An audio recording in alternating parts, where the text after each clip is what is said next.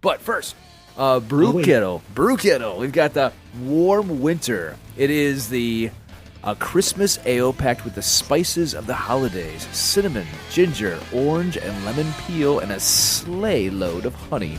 A beer that's loaded with holiday cheer, an ABV of 8.2 and an IBU of 25. All right. Cheers.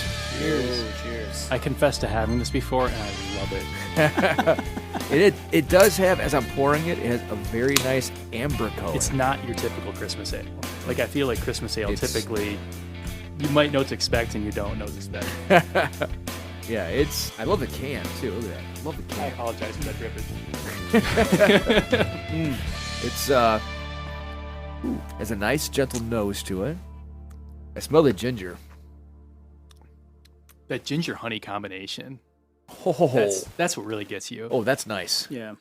That's nice. It's definitely punctuated with I can taste the ginger.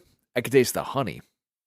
And that's a nice combination right there. Yeah, this is definitely more of your Christmas ale. It's for much sure. brighter than a Yeah. like I always think of Great Lakes Christmas ale around here, but I feel like that's kind of like a lot of Christmas ales if I've ever been in some other town around Christmas. But this is like much brighter than that because of that honey and ginger.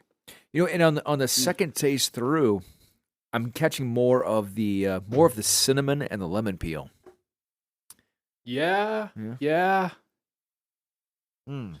I always want to be the one who like actually picks that out ahead of time. good. Like I don't know it until you mention it. I'm like, oh yeah, there's cinnamon. Yeah, and I didn't catch it till the second taste. That's good. It's really good. Good job, BrewKettle.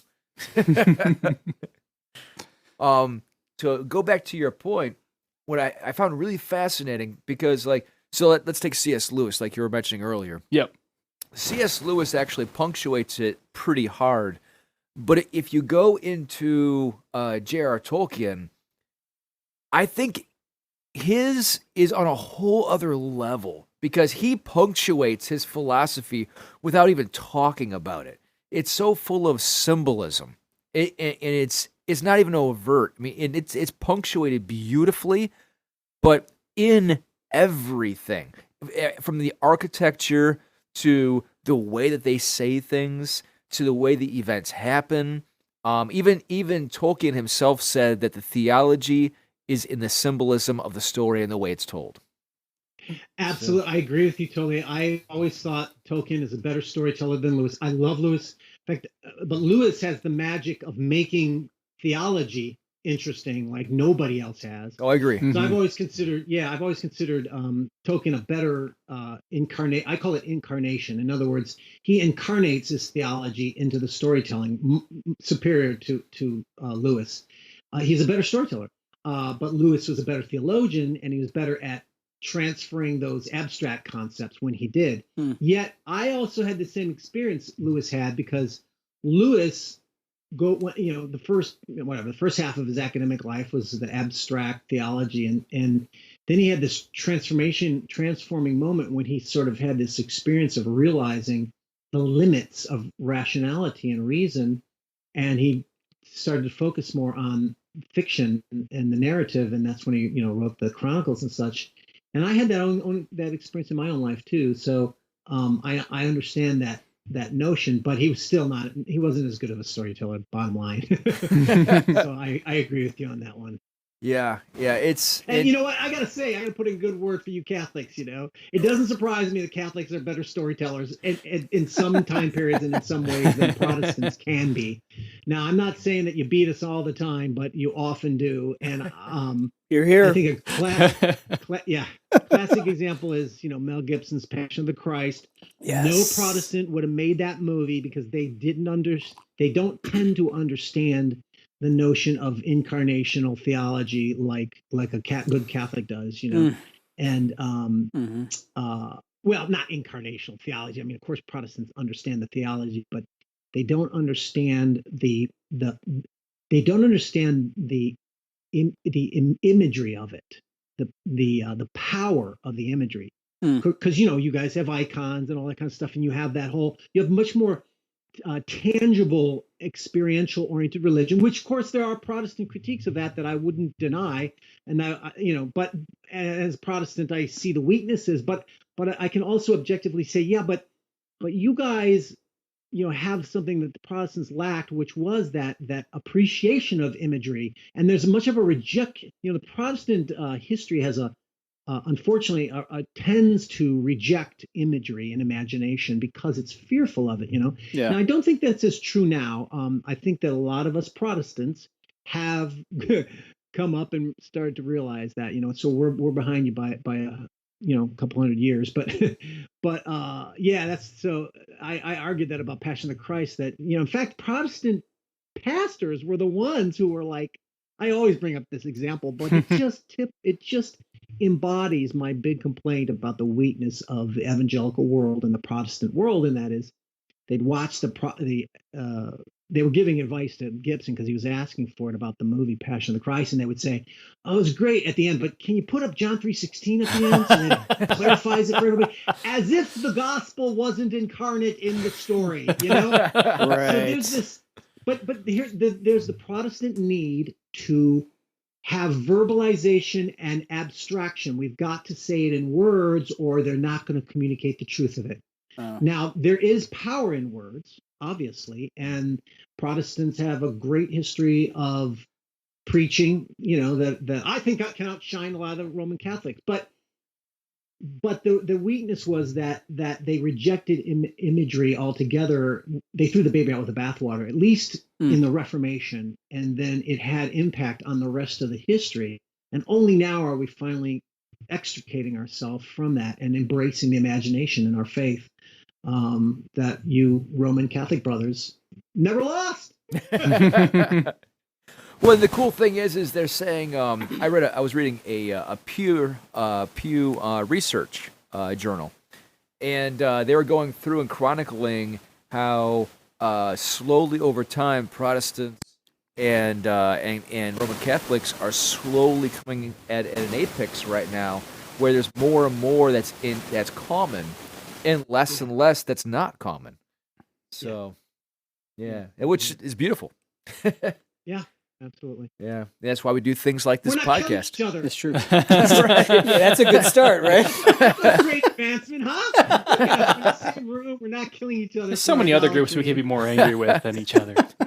No. We actually have a podcast together. Yeah, there you go. Good. No, really, honestly, that's great to hear. Yeah, yeah. So it's fun, and that's why I always tell people, because unfortunately I have a lot of Protestants that that demean me, especially here at Cleveland. A couple in particular who straight up tell me I'm satanic, but it's like, dude. I didn't mean it. I had too much to drink that night. I'm a heretic too for some of my beliefs, so I get it. Yeah. But it's like I like that we're getting to a point where we can sit down and have conversations about this and find out where our common viewpoints are, because it all goes back to the first century church. It all goes back. Everything comes from that, and ultimately it all comes out of even a more ancient Jewish mindset. So yeah. In fact, today I was because I'm a PSR teacher for our parish as well. I teach the Bible study group, and I was going through and I highlighted inside Exodus. Was it 17 or 18? There's a passage in Exodus. It's either 17 or 18 that it's actually explaining the first time in the Bible the Passover. But the really interesting thing is the verbiage is almost identical to how the Catholics believe the Eucharist is supposed to be treated. Interesting. Yeah, it's stark. It's amazing, because as it goes through, like it says that the Jew shall not share the Passover lamb or the meal with anybody who is not part of their group or the family group. They can join, but they have to come over and they have to be circumcised and they have to join. You cannot take it outside of the building, outside of the house. It's like everything, all the verbiage is almost identical to how we believe still today. So it's, it's so, again, it all correlates back to the ancient Jewish mindset. Yeah, and I think that that's probably, like, for me personally, it's the exploration of narrative and storytelling that has humbled me, humbled my theology, quite frankly, and has made me much more open to you could call it maybe an ecumenical approach. I mean, I still have my disagreements, and I could, if we got into if we decided to have a frank theological disputation or argument, I would be happy to do so, but I don't necessarily see the need to do it unless it's absolutely necessary in certain circumstances. You know what I mean? But my point is that the storytelling and narrative has helped me to understand the notion of incarnation and imagination. And imagination is the root word of imagery, to appreciate the notion of imagery and how the how art and imagination actually can be incorporated into your faith. And in so doing, that's what's made me feel at least more of a kinship with Eastern Orthodox, Roman Catholics, and such. At least finding, like you said, it has helped me find some of those points of agreement that I was not aware of and that I needed to be. So that's been a good thing. Yeah. And again, it's a fun thing. Yeah. Gumby, go ahead. No, I got a question for you. Now that you said image and imagination, are you familiar with Douglas Hamp, Corruption of the Image? Yes. So my question is for you, with all your research into the Watchers and the Fallen, do you feel like, the goal was, and not even necessarily with how you wrote your books, but was the goal to corrupt the image or to make sure that, the DNA, the bloodline to Christ just never happened? Right. Yeah. That's a good question that I'm not, I don't have like a firm conviction specifically. My current notion or understanding is definitely that it made sense. It makes sense to me, at least narratively, that they're trying to stop the bloodline of Christ.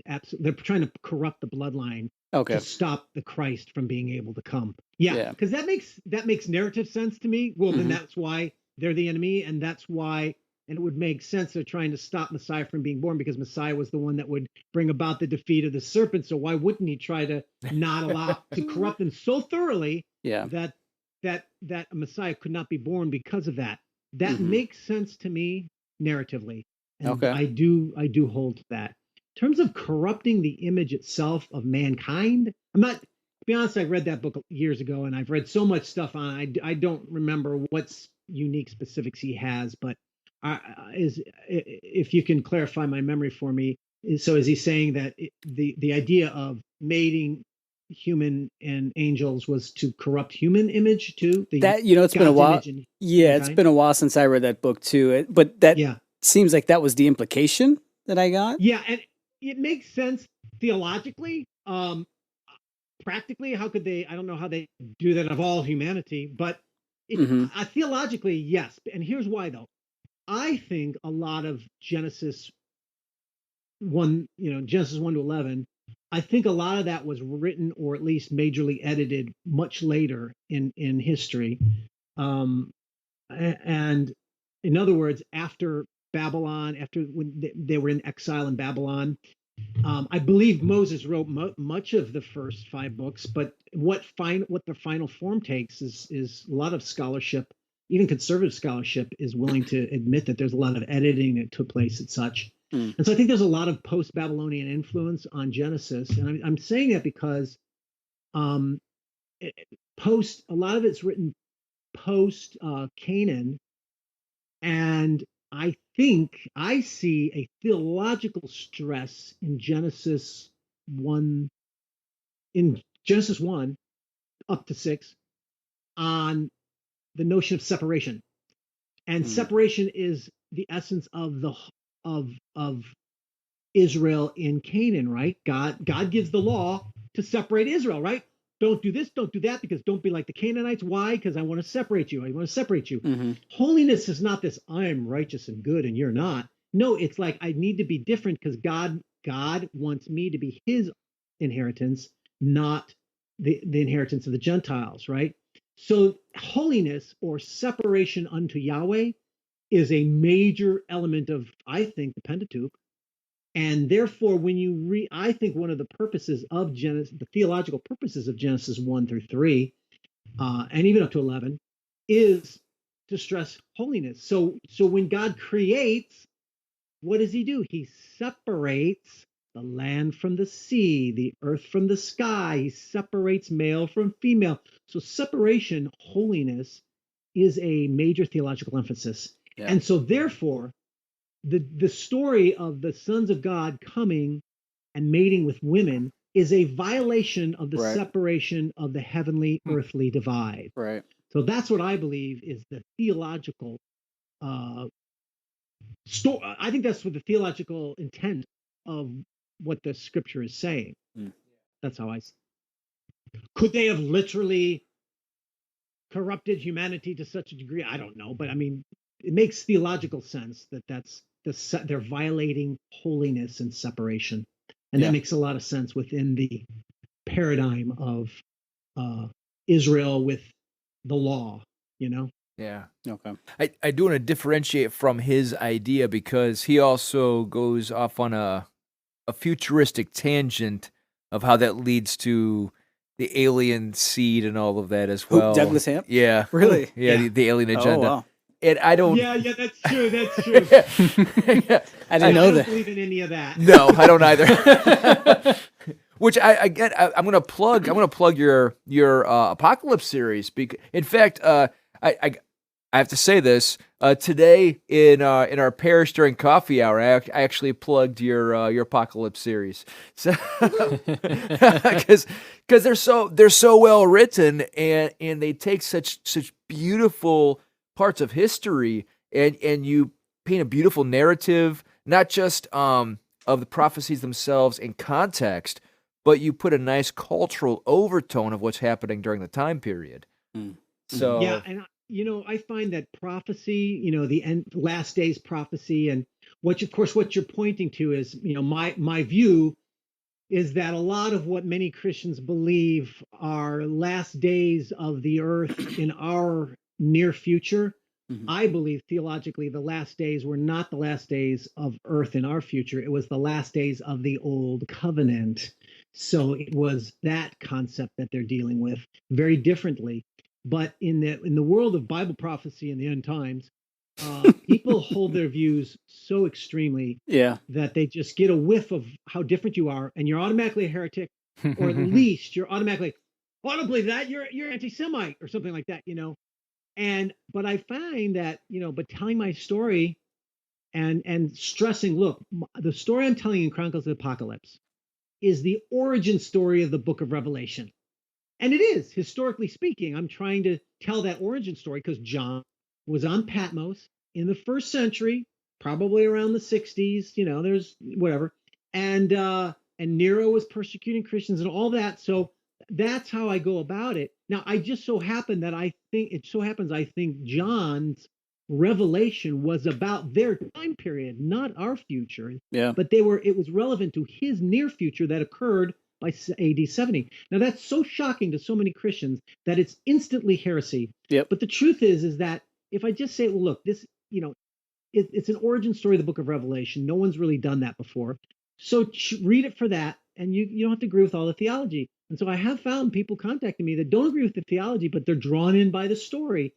And then I found other people who they just can't get into the end times theology. And I don't blame a lot of people. It's just so much to wade through, and so much it's complex. It's not simple.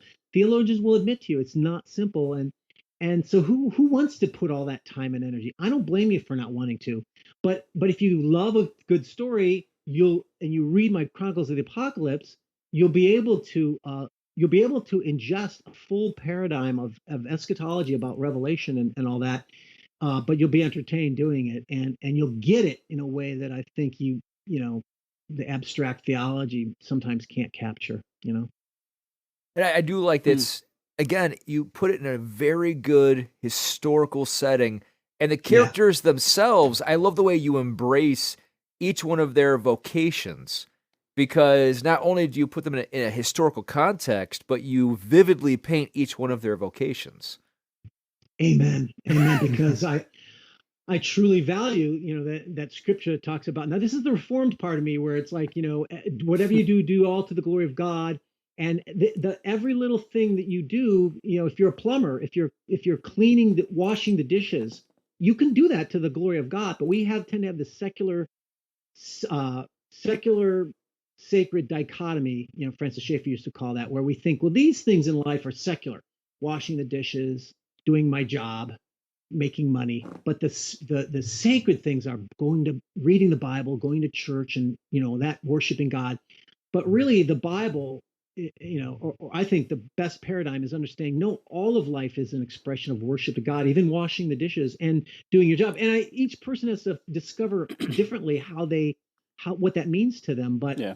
but you can glorify God by being the best plumber you could possibly be, or the janitor of the church, as much as any pastor. And it really, and I'm not just saying this, like, no, really, that church janitor is as much honored by God as the pastor.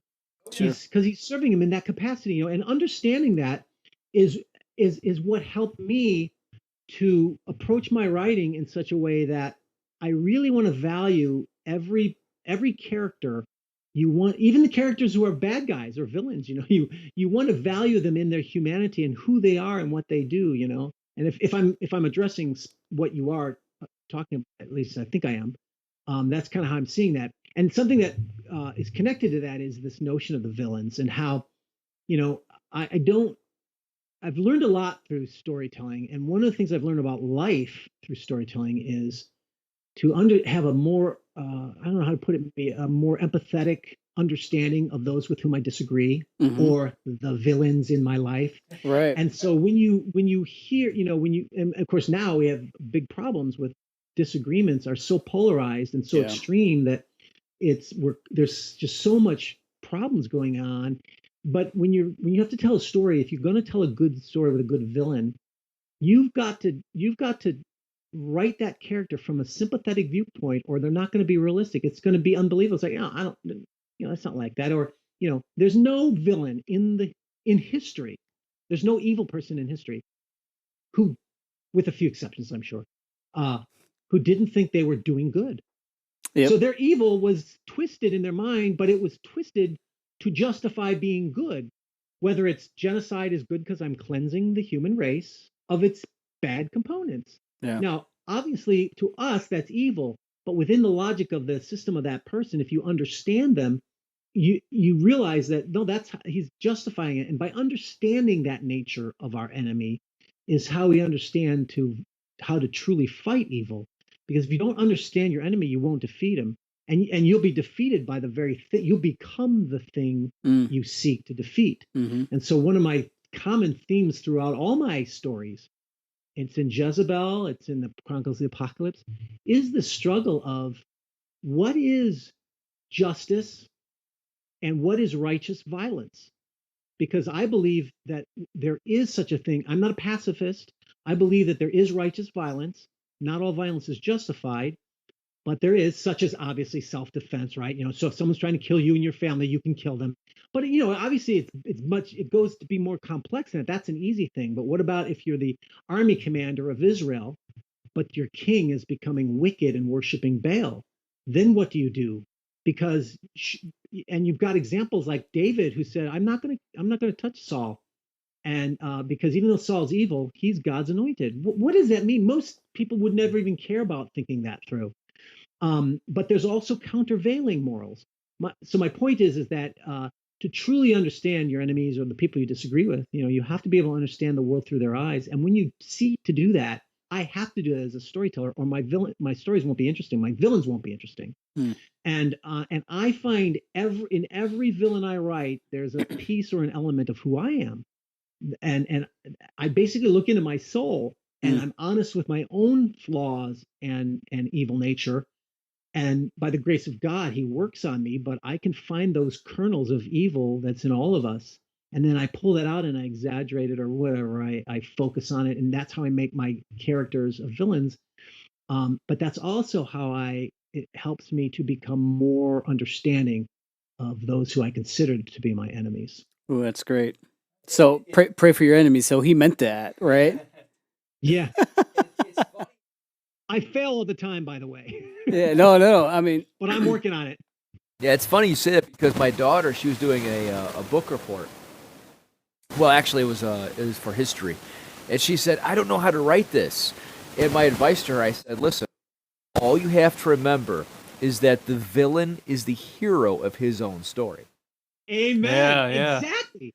And tell it from their perspective, and then you won't, making out. Well, this is why a lot of bad storytelling suffers from, bigotry and like, let me give you an example, like A Handmaid's Tale. That's a big, real hot right now with the secular world. Handmaid's Tale, and it's what would happen if Christians got in control of the government and they wanted to establish a theocracy? Well, they would enslave all the women to their sexual satisfaction and birthing babies, and they would keep them barefoot and pregnant, and they would kill all the gays and all this kind of stuff. It's like, it's so ridiculous that I honestly, it's like, this is not understanding your enemy, Yeah. But when I was writing Jezebel, I was kind of proud of the fact that my editor, at first she had her own preconception of Jezebel, like we talked about in the beginning. Mm-hmm.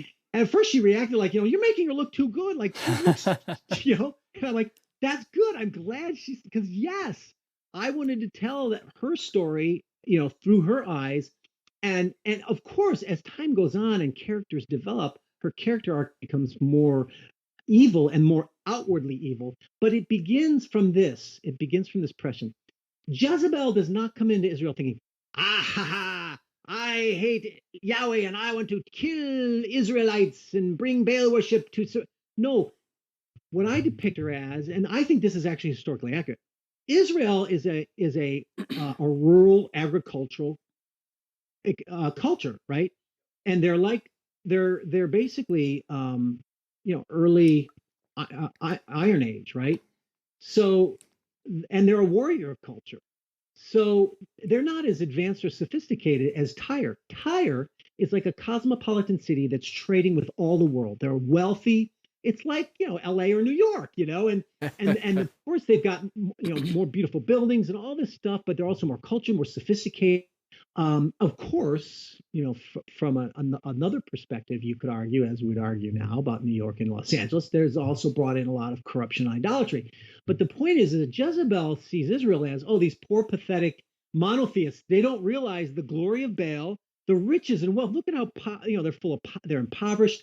I can bring sophistication. I can bring culture and wealth. And it's very much this same paradigm that what goes on with today's big city versus the rural.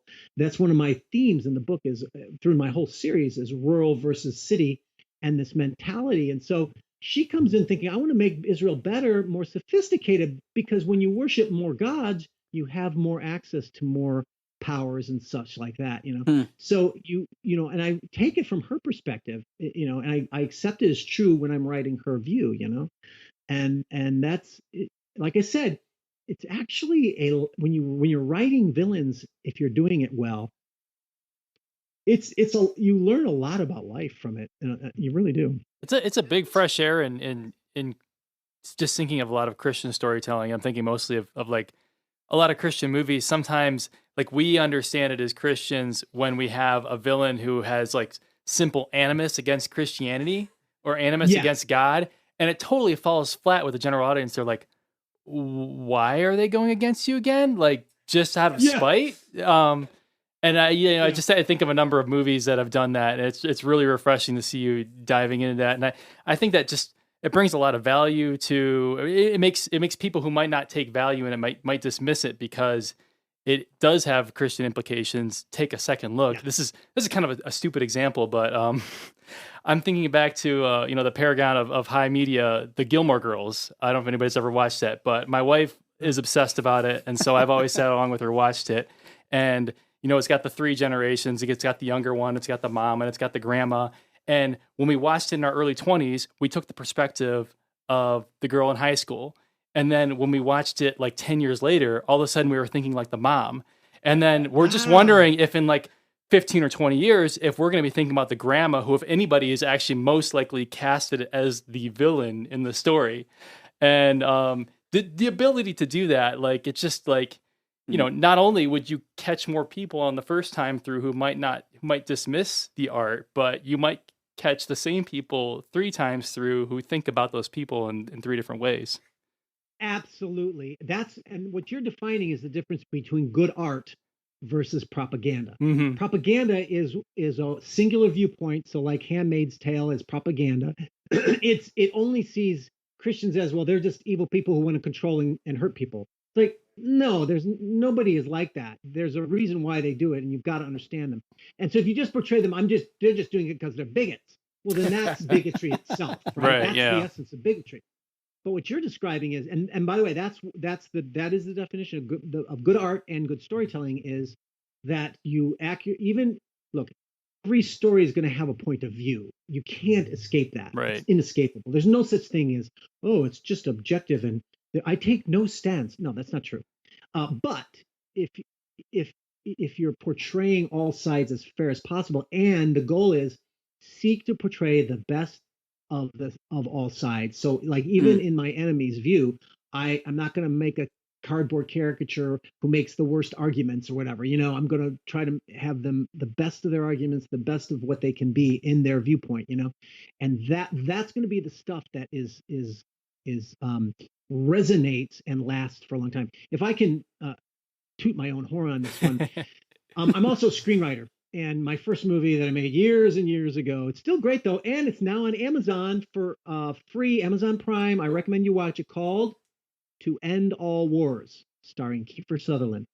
It's a prisoner of war story, and it's a true story based on Allied prisoners of war under the Japanese in World War II. The Allied prisoners of war were taken to Burma, Thailand, and they were forced to build a railroad for the Japanese while they were doing it as slave labor. And so my story tells their journey of struggling with that, and actually how Christianity came into the prisoner camp and changed their lives. Kiefer Sutherland, Mark Strong is in it, James Cosmo, a lot of guys who are more known now, English actors and such. But what was the greatest honor was that the villains in the story are the Japanese, right? But I wanted to be true to them and find the truthful honorness in them, even if I disagreed with their worldview. Yeah. And so, in other words, if you boil it down, you've got West versus East and West, right? And the Eastern view is collectivist. The individual dissolves into the collective, so therefore individuals don't have rights. But the Western view is more individualistic, but in that case, the individuals have trouble finding community and finding unity. So I struggle with both sides in the story, and I tried to be true to them, even though, you know, in the end, the Japanese are villains of the story. But anyway, my point was I was so proud to hear that the Japanese film distributor was willing to distribute the film, and they said the reason why was because, you know, I showed actually one of the chief villains of the story. I actually showed him as a man of great honor, and even though he's brutal and he's a bad guy, there is a sense of honor to what he's doing if you understand his system, and even if you disagree with it. So I was so fair to them that the Japanese themselves were willing to distribute the film, and that's a sign of, okay, this isn't propaganda. This is good art. It's truthful, and it's truthful to all views, even though it does have a specific worldview that it's communicating in the end. That's good. That's awesome. That's really awesome. So balanced. Go watch it if you haven't. To End All Wars on Amazon Prime, starring Kiefer Sutherland. One of his best roles ever, honestly. And I will put that in my watch list because I'm a huge Amazon Prime user, so I will put that in my watch list. I'm a huge Kiefer Sutherland fan, so I'll put it in my watch list too. Even though I don't have Amazon Prime, I will find a way. you will not regret it. It's a couple bucks to rent. Yeah, you will not regret it. Really, I can handle that. I hate to boast, but that balance that you maintain throughout your writing, and you know, it just doesn't seem like such of a value these days in our society here in the West. I agree. Right, propaganda is the rule. Yeah. Like it's all extremism and propaganda and accusations of exactly evil on both sides. If you're not on one side or the other, you're hated in the middle. You know. To make a point, I read an article by Robert Barron. He's a bishop, but he's deeply philosophical. He's always going over Western philosophy. He's Aristotelian philosophy. He's always going across, the deep Western philosophers. So, and me being deeply philosophical, I love reading his stuff, right? So, well, he was going over and he said the most religious TV show was Vikings. I said, get out of here. Yeah. And so I went and I watched all the seasons of Vikings, and it's remarkable because there are no heroes and there are no villains.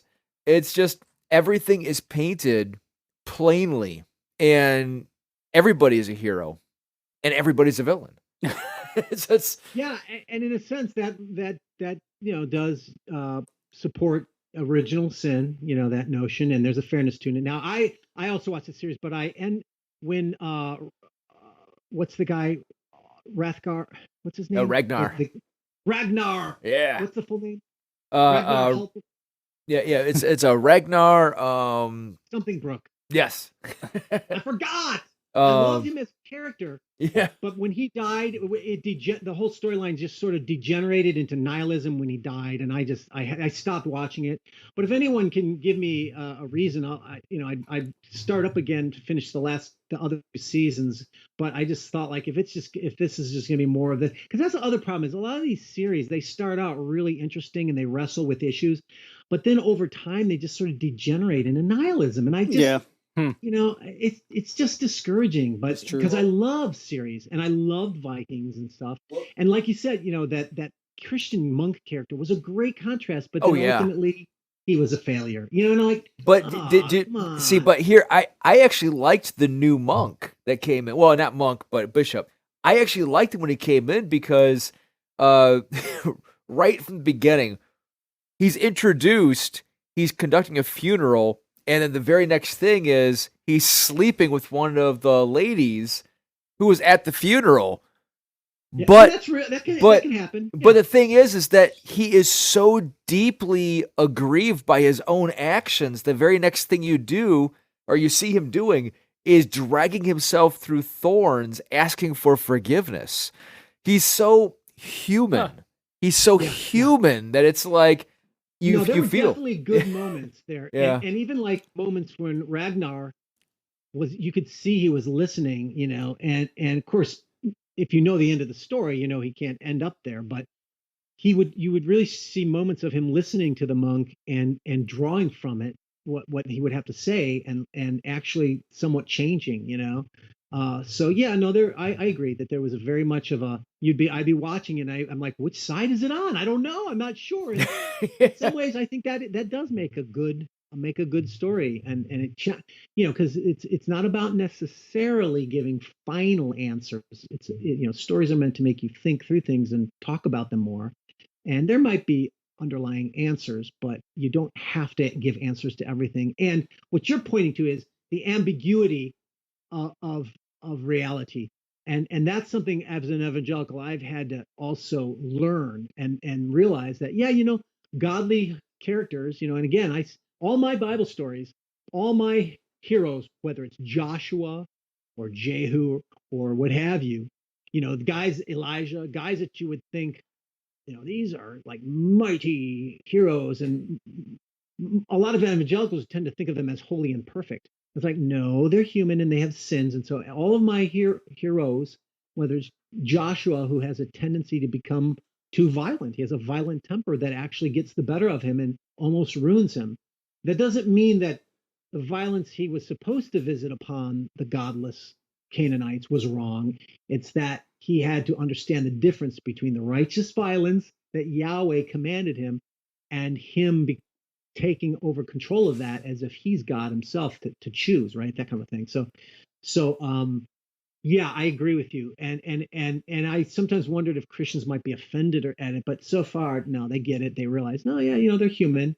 And so I have Elijah in my story, Jezebel. Elijah has sort of post-traumatic stress disorder. He's got a shaking hand that starts to shake when he's getting in really tense situations, because he gets nervous and he has a fear of man. Yeah. Up until the end, Yeah. And I love that because it makes him more It's a human. great detail, And, Dad. I think It is. great. It is. Very relatable. Yeah. Yeah. Think of when it comes to one last point on Vikings. Think of it as David's fall, and then what happens to his sons. That's exactly what's happening right now with his sons. It's a tragedy. Yeah. It's a tragedy. Now, have you caught up to all the latest seasons? No, I'm a couple. Well, I'm up to the last season, but I'm several episodes behind right now. Oh, okay. Yeah. Okay. Yeah, because there's another great series called The Last Kingdom on Netflix. Highly recommended. Another thing about the pagans versus Christianity, and in truth, I believe it's based on Cornwell's novels, and Cornwell, he's a really excellent storyteller, and it's roughly based on what happened, but not exactly, and it's like the Dane pagans versus the English Christian, and I think ultimately it's got an ultimate negative picture of Christianity versus paganism. I think paganism is supposed to be more hearty and earthy and full of life, and Christianity is more abstract and bloodless, that kind of a thing. I think that's what ultimately, but there's still a lot of truths in it. I mean, I love the series, and sometimes the Christians are a little over the top in the way they're depicted, but I'm not entirely against the what's going on in the story. As the Danes also have to reconcile, or this character has to reconcile with a king that's a Christian, and how does he deal with that? But it at least wrestles with it in a way that I'm willing. It has the ambiguities that I'm willing to say, okay, I don't necessarily agree with everything what's in the story, but it makes me think a lot about life and reality and my own Christianity and how am I being consistent, that kind of a thing. While we're on cinema, I wanted to point out that you have several other movies out there, because you had Alleged. Alleged is a mediocre Christian movie about the Scopes monkey trial. Yeah, it was. It's pretty good. It's actually pretty good. It's not terrible. Let's put it that way. But also, I wrote the original drafts of it, but it got rewritten and changed as it went on. So, but it's pretty good. It's pretty good. And then I did The Visitation, which was an adaptation of Frank Peretti's best-selling novel. Yeah. And that one also, I wrote the original draft, but the director sort of took it over. He wasn't a Christian, and I don't think he really understood it well enough. I'm sorry to bad talk my own movies, right? But interestingly, Pretty's a good writer, though. Yeah, and January 1. Here's what you got to do. Everyone who's interested, go to my website, Godawa.com, GODAWA.com, and just sign up for the updates there, and I will alert you to my new material and stuff that's coming out. January 1, I'm going to be starting a season of releasing a bunch of screenplays I've written that you can read on Amazon, digital or books. And the series is called, every month I'm going to release, I'll be releasing 3 different scripts I've written. And you can get on my newsletter and I'll let you know all that and stuff. And even go to Amazon, you can pre-order it right now. But basically the goal is it's called Screenplays as Literature Series. Now, most people don't read screenplays, and it's a technical form because a screenplay is a blueprint for a movie. But the truth is, as a screenwriter, when I read screenplays, I love them because they're longer than a short story, and short stories are not enough for me, to be honest. But it's longer than a short story, but shorter than a novel. Sometimes novels are too long for me. So it's really a perfect middle story. It's a form of storytelling is all it is. And once you learn the basics of the format, it's a little unique in formatting, but it's not hard. It's not impossible to follow at all. Mm-hmm. It's just different. You'll find another form of storytelling that actually, and my tagline is, read the script, imagine the movie. When you read it, you're like picturing the movie in your head because this is for a movie, right? And I just think the stories are so fascinating. I wanted to get them out, and I think people are going to enjoy reading them. It's called Screenplays as Literature Series. And like I said, go to my website and you'll be updated when all the new ones come out. But the first ones are coming out in January 1. I've got 3 screenplays, but the second release will include Alleged, the screenplay to Alleged, and I'm hoping to get the rights to put the screenplay of To End All Wars, which is a little different than the movie, but still both of them are good. But most of them screenplays are going to be screenplays I haven't been able to get produced.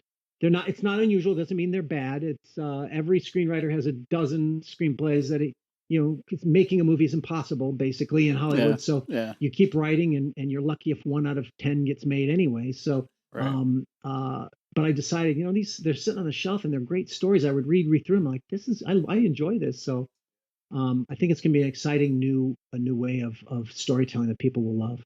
That's awesome. Neat. I'm gonna sign up. Let me get my phone out here. plus you also have some documentaries out there as well. Really? I do some documentaries that I'm actually proud of. One of them is called Faith of Our Fathers. It used to be called Wall of Separation, called Faith of Our Fathers, and you can get it on Amazon, I think, or Christian, whatever. It's about the Wall of Separation, the history. It's kind of like a PBS documentary. In fact, it got on PBS, which is kind of shocking because it's not a communist viewpoint. So it's shocking that they let us on. But PBS always wants to be able to say, "See, we have all viewpoints," so they want to point to 1 or 2 things while they've got 20 of the other side. And mine was one of those that they picked. But I'm grateful for it, and it tells the history of the concept of the separation of church and state, and how it's basically not biblical, but how the founding fathers understood it, and it's very historical. And Liev Schreiber actually does the narration of it. Very proud of that one. And I also have a documentary on stem cell research that I think is still pretty relevant in today's world. And you can find that online somewhere too. But yeah, there's a few of those documentaries. Yeah. Oh, cool. Which it's awesome. Again, it's showing your diversity as a writer. Not only do you have novels out there and screenwrites, you also have documentaries out there. So it's pretty cool. And it shows my desperation as a writer. I gotta make money. I gotta write all kinds of stories because I gotta sell. I gotta make some money. Heck yeah, I'll do a documentary. Sure, give me the money. I can relate to that, brother. I can relate, man. Yeah, Gubby's actually a professional musician, so Yeah, you got to diversify. I mean, you got to teach, you got to produce, you got to gig. You know what I mean? Yeah, I get it. Yeah.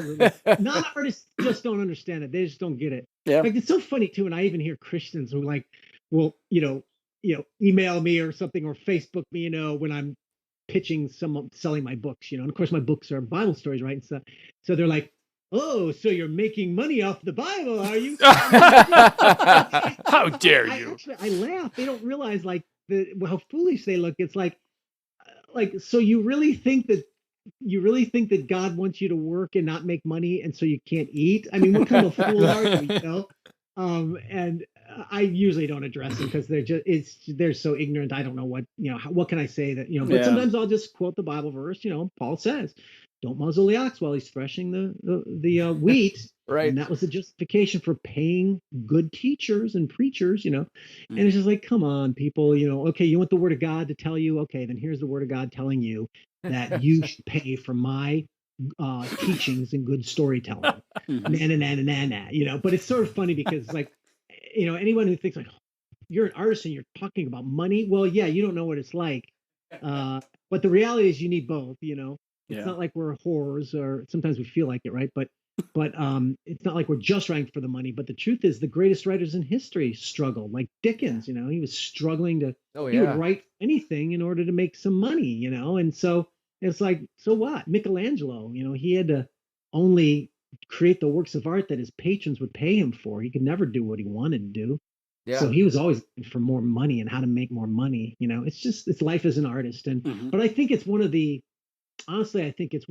creative challenges that stimulates us to actually create better. It's like whenever you have challenges or obstructions to doing whatever you want, it's a challenge for you to be more creative in order to accomplish what you want. It makes you a better person, makes you a better artist, makes you, the struggle is what makes you better. And so even though I hate it, all that struggle of trying to make the next amount of money is what has developed me as a writer. So yeah, I mean, and I've ended up loving doing documentaries and stuff. I don't love them as much as doing narrative stories, but I love them for what they are, Mm-hmm.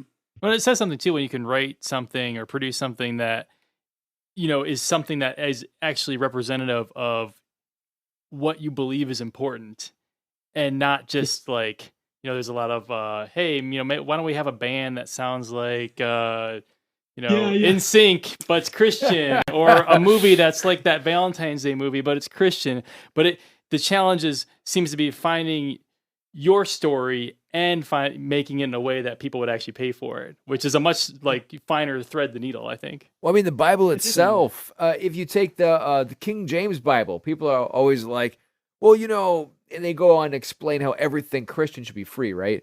And I was like, well, you do realize that every time you buy a King James Bible, you're actually paying the royal family. Oh, that's good. And it's That's true. good. I gotta remember that It's one. true to this day. wow. Oh my to goodness. to this day. Well, yeah, it's not just, and I wish I couldn't have to do it, but I have to get the Bible. So Yeah. Yeah. To this But day, still. if you buy a Yeah. King James Bible, to this day, and this is attributed, Cambridge University will stand by this, and they will call you out if you quote it too much too. They will call you out. It happened 2 years ago in England. They were quoting it too much, and Cambridge University called the play, Oh man. and they told them that they had to pay up. Don't sing Happy Birthday and don't quote the KGV. Yeah. Absolutely. Yeah. And so to this day, if you buy a KJV, those royalties go to the royal family. Interesting. Yeah. Yeah. Everything Christian should be free. A funny one, by the way. You mentioned Michelangelo. They found a letter in the Vatican archive from Michelangelo, and he went through, and he hadn't completed all of his works yet, and so he was asking for back pay before they were done for his laborers, and at the end of it, it said, please do this for Peter's sake. It was in reference to St. Peter, and they believe that's where the phrase came from, for Pete's sake. I love it. I never thought of that. That's great. I'm gonna abuse that one at church from now on. Right. For Peter's sake, interesting. yeah. That's So, Well, as an artist, I think some of the greatest work that I ever did as a musician, as a drummer or a pianist, never got paid for. But the work that I do get paid for, I would say, okay, yeah, I see why you want it. So here's that, here's that, here's that, here's that. But, something that I truly, truly value myself, I don't know. That's just, that's the struggle. But here, absolutely. But for me personally, not everyone's the same. Some artists do want to have just complete, total, unbridled freedom. I actually don't, because I've just had to learn the hard way. But over life, the best stuff I've created is always when I have boundaries. Like, you can't do this, we don't have enough money, or you can't do this, you can't do that, and That's so true. Or like, we're paying you to do this story. It's not the one I wanted to do, but so the challenge is always, okay, I don't want to do this. Maybe that's not entirely the case, because as an independent artist, I do have a certain amount of freedom where I can turn things down. If you're in the studio system and you turn things down, you'll probably never get work again, because once you start turning anything down, so like, you got to do things you don't want to do and all that. But I mean, everyone does a certain amount of that, things that you don't necessarily want to do. Yeah. But by doing them, they forced me to say, okay, but how can I make this good anyway? Mm-hmm. How can I make it something that I like, even though I don't think it can be? And that challenge is the thing that has made me the better artist. I think of examples where, like, I remember a story that, and this has happened more than once after that. I've always had the sort of mentality of, I'm an R-rated Christian, so I make arguments for R-rated movies. Not just all R-rated movies are okay, but the point is to show some explicit violence or language to capture reality, and maybe even sometimes, to a certain degree, a certain amount of explicit sexuality. Obviously, not all of it's okay. Pornography is not okay, but nevertheless, like, the R-ratedness is more accurate picture of life, and it looks fake if you just. And I started out writing my novels that way. They're more R-rated and stuff, but over time, I realized that not because of morality, but because I just realized, well, Christians who are offended then won't be reading it, and they say, I'm not going to recommend it. And I realized, more Christians would appreciate it if it was just a little less harsh in the explicitness of the language. And so I actually went back and I edited all the novels, and I just rewrote. I didn't cut things out. I just rewrote the explicitness and made it more implied. And I gotta say, and this has happened on several of my movie scripts as well.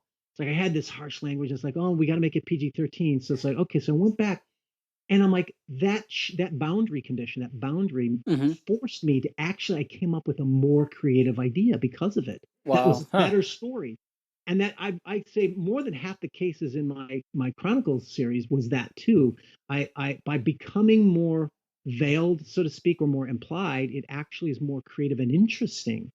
And so, not for moral reasons, but just for demographics and sales, but I feel like it's made me a better storyteller. And, there's a classic example of, in the 40s, I think it was in Hollywood, when they first had what they called the Hays Code. Before the 40s, actually the movies were getting very racist and pornographic. It's surprising if you look into the history of it. Mm-hmm. And the Hays Code, which was, it was when they first started. I think it was the Catholics started trying to so we need some moral codes that is too explicit, whatever. But when they first initiated it, some of the 40s and the 50s is like the golden era of Hollywood, because they still dealt with the sins, but they did it implied. And that's why you've got some of the best scenes that are still remembered in history, whether it's Casablanca or whatever, because it's all this implied things actually end up becoming more interesting and creative and last longer. And so I still am capable of doing R-rated material, but I actually have come to appreciate that creative boundary of saying, okay, deal with sins or evil, but you don't have to be as explicit as that.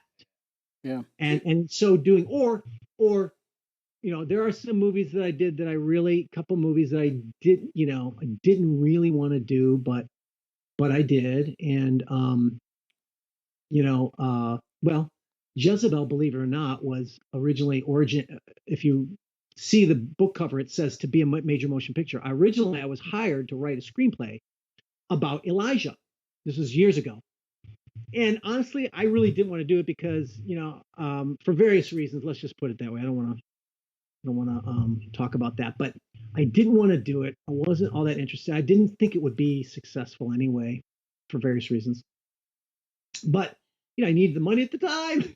And I did it. And then I thought, well, how can I make this something I like? And I persuaded them to do my version of it. And it became Jezebel. It was started out as Elijah, story about Elijah. And I'm like, no, that's not the story. Who can relate to a prophet anyway? If you want more than Christians to appreciate this movie, who can relate to a guy who's trying to obey God? That doesn't make a lot of sense to most people. But I said a lot of people are interested in watching the story of Scarface or Godfather, right? The rise and fall of a wicked queen. That's interesting to most people. Let's tell the story of Jezebel. And then lo and behold, I ended up developing that story, and it became one of my best writings ever.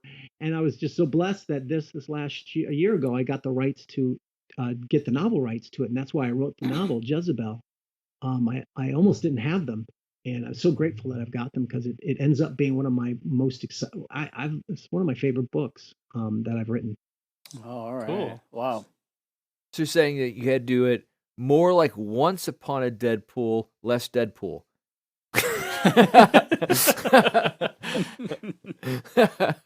I have not seen that one, but is it good? Once So- Upon a Deadpool? Yeah, so they PG-13 it. The funny part is, I saw the opener, how they did a little open clip to it, right? But I didn't watch the movie. Have you seen it? Is it a pretty good still as PG-13? oh, I went back and watched it. I got tickets to it, and I watched it in the theater. It was like, yeah, because I thought that the dialogue, despite its its acidic comments, I thought that it was written so well. I had to go back and I had to watch it as PG-13, and they incorporated it so well. I'll put it to you this way: if you thought that Deadpool was fun but maybe a little over the top, and you also enjoy The Princess Bride, you'll enjoy this. All right, well, I'll check it out then. I'll check it out. Great. Because he recreates the scene from The Princess Bride with Fred Savage. Awesome. Oh, yeah, that's right. Yeah, that's the part I saw. There's actually several of those scenes in there. Right. Yeah. Good to hear. Yeah, so it was fun. So, Time. yep. Time to wrap it up. All right. So, again, this is awesome. I love hanging out with you. Yes, this it is was. this Yeah, is so much having fun. me, guys. Yeah, absolutely. Me too. Still, top 2 favorite guests. Actually, as far as I'm concerned, I think you're my He's favorite. top. I think you're my favorite. He's at the top. Yeah. I'll call you every time I get a new book. When I release my scripts, I'll call you guys. Awesome. And Nice. you'll each get free scripts. In fact, if you don't have Jezebel by now, just email me and I'll give you a free Jezebel. Oh, I don't have it It's yet. got to be Perfect. digital, Nice. if that's okay. No, that's fine. I'm a huge Kindle person. In fact, I just grabbed a regular Kindle because I wanted more of the black and white because I was tired of reading on side of the colored screen. So I just bought myself a regular Kindle. So I have issues with paper cuts, so I like the digital copies too. So send me your emails because I need to use the email in order to send it to you. Okay. So send me your emails that you want me to send it to, and I'll give you each a free copy of Jezebel. Oh, thank you. Thank you. I will cherish it. Yes. And the Yeah. same with every time I'm on. That's my payment is, I'll give you this, I'll send you the scripts I have, and we talk about the scripts when they come out in January. So Yeah. Oh, I appreciate it. And again, like I said, I endorse you to all branches of the church because I think your historical context and the fact that you can paint the culture, you can paint the vocations, and your research that goes behind every one of them, and the appendices and the separate companion books are just awesome. So yeah, so Thanks, man. I endorse you to like everybody. Yeah. So, and to conclude then, like I said, if you go to Godawa.com, you'll have all kinds of cool information. You can find out about all my series. I've got a lot of information on it. I've got free materials, free scholarly articles, cool artwork. I really wanted to make an interesting website. So you can find a lot of free, interesting stuff there. Or if you just want to go straight to checking out the books more directly, everything's on Amazon in paperback, Kindle, and audiobook. So I'm exclusively on Amazon. Go there. Yep. So if you want to hang out for a second, we're going to end the show. Brian, any last words? I already said them. Thanks All for right. having me on. Appreciate you guys. Keith? Thanks, Brian. I can't wait to read so much stuff from you. So Gumby? Hey, Brian, thank you for your work. Thank you for restoring balance to the force. To the Christian force. That's right. That's right. Thank you. And please catch us out on virtually every social media platform, including Twitter and Facebook and Instagram and Tumblr. If it's social media, we're on it. So remember to catch us, and nothing is taboo over brew. Nothing. Good night. All right, good night. hey.